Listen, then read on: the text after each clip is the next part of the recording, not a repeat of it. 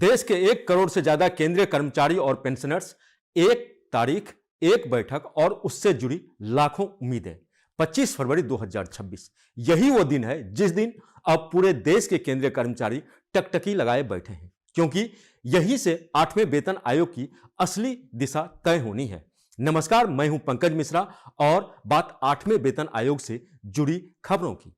दरअसल 25 फरवरी 2026 को national council joint consultative missionary यानी जेसीएम की अहम बैठक होने जा रही है। इस बैठक को 8वें वेतन आयोग की प्रक्रिया का टर्निंग पॉइंट माना जा रहा है। वजह साफ है, इसी मंच पर देश के अलग अलग केंद्रीय कर्मचारी संगठनों की मांगों और सुझावों को अंतिम रूप दिया जाएगा। इसके बाद इन सिफारिशों के आधार पर ड्राफ्ट तैयार होगी।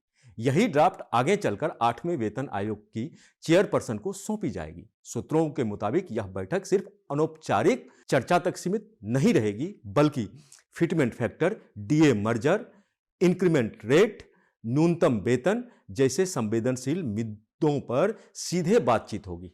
यही वजह है कि कर्मचारी संगठन इसे आर पार की बैठक मान रहे हैं। एसोसिएट न्यूज हिंदी समेत कई रिपोर्ट्स में कहा गया है कि यह मीटिंग वेतन आयोग की टाइमलाइन को तेज कर सकती है और सरकार पर जल्द फैसला लेने का दबाव भी बनाएगी। बजट 2026 ने क्यों बढ़ा दिया भरोसा? बजट 2026 ने केंद्रीय कर्मचारियों और पेंशनर्स की उम्मीदों को अचानक नई हवा दे दी है। पहली बार 8वें वेतन आयोग के नाम से अलग बजट लाइन दिखाई दी है। वित्त मंत्री निर्मला सीतारमण ने व्यय विभाग की डिमांड फॉर ग्रांट में 8वें वेतन आयोग के लिए 23.42 करोड़ रुपए का प्रावधान किया गया है। इसमें 21.32 करोड़ रुपए राजस्व व्यय और 2 करोड़ 10 लाख रुपए पूंजीगत व्यय के तौर पर रखे गए हैं। यह पैसा सैलरी बढ़ाने के लिए नहीं, बल्कि आयोग के दफ्तर, स्टाफ, रिसर्च, डेटा कलेक्शन और प्रशासनिक खर्चों के लिए होता है। लेकिन संदेश साफ है, सरकार अब सिर्फ घोषणा के स्तर पर ही नहीं, प्रक्रिया जमीनी स्तर पर उतर चुकी है। इसका मतलब आने वाले समय में 50 लाख से ज्यादा केंद्रीय कर्मचारियों और 69 लाख पेंशनर्स की सैलरी और पेंशन स्ट्रक्चर की गहन समीक्षा होगी। 1 साल की देरी और कर्मचारियों की बेचैनी। कर्मचारी संगठनों की सबसे बड़ी शिकायत यही है कि 8वें वेतन आयोग के गठन में पहले ही करीब 1 साल की देरी हो चुकी है।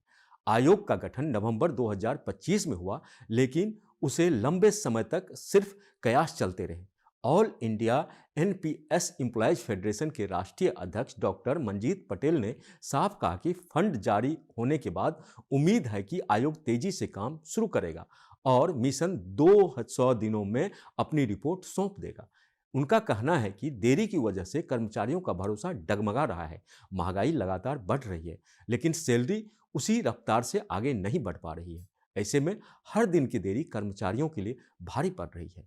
यही कारण है कि 25 फरवरी की बैठक को बेहद निर्णायक माना जा रहा है। डीए का गणित और असली खेल। महंगाई भत्ता यानी डीए, यही वो शब्द है जिस पर हर केंद्रीय कर्मचारी की नजर टिकी रहती है। डीए का मकसद साफ होता है, बढ़ती महंगाई से सैलरी को बचाना। जैसे जैसे महंगाई बढ़ती है वैसे वैसे डीए भी बढ़ता है। लेकिन जब नया वेतन आयोग लागू होता है तो पूरा डीए शून्य कर दिया जाता है। जमा हुआ डीए बेसिक सैलरी में मर्ज कर दिया जाता है। इसके बाद नई सैलरी फिटमेंट फैक्टर के आधार पर तय होती है। यहीं से असली गणित शुरू होता है। अगर डीए बहुत ज्यादा हो तो शून्य होने के बाद नई सैलरी में असली सैलरी का फायदा कम नजर आता है, और अगर डीए कम हो तो नई बेसिक सैलरी में उछाल ज्यादा दिखता है। 7वें वेतन आयोग में कर्मचारियों को इसी वजह से निराशा हाथ लगी थी। पुराने वेतन आयोग से क्या सीख? अगर पीछे देखें तो 5वें वेतन आयोग के आखिर तक डीए करीब 74% था। 6ठे वेतन आयोग के समय डीए ने रिकॉर्ड तोड़ दिया और 125 तक पहुंच गया। जब 7वां वेतन आयोग हुआ तो डीए शून्य हो गया।